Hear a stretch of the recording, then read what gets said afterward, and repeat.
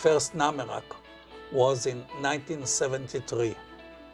May 1973, I demonstrated the world's first computerized adaptive control milling machine.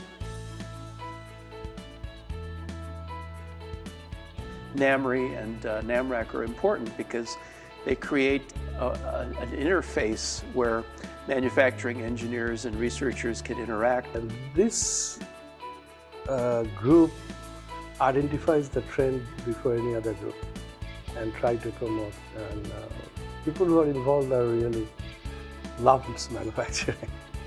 Yoram has had a long history of leadership in manufacturing research and involvement in NAMRC.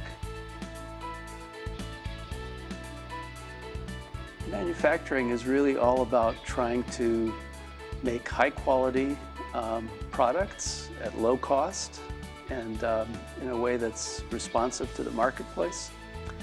And it can have a tremendous impact on the economy. The only way to create jobs and to create wealth is, there are only a few ways to do that, either through mining, agriculture, or manufacturing. That's the only way to create wealth. Everything else, you're simply moving wealth from one pocket to another. Throughout the history, whoever has the manufacturing power rules the world. But before we get there, before manufacturing, what's underlying that is actually engineering. Industrial engineering, electrical engineering, mechanical engineering, how to combine them into the manufacturing world. Certainly SMEs, NAMRI and NAMRC play an important role in that. And I think there's a place where both the manufacturing engineering community and the research community mix.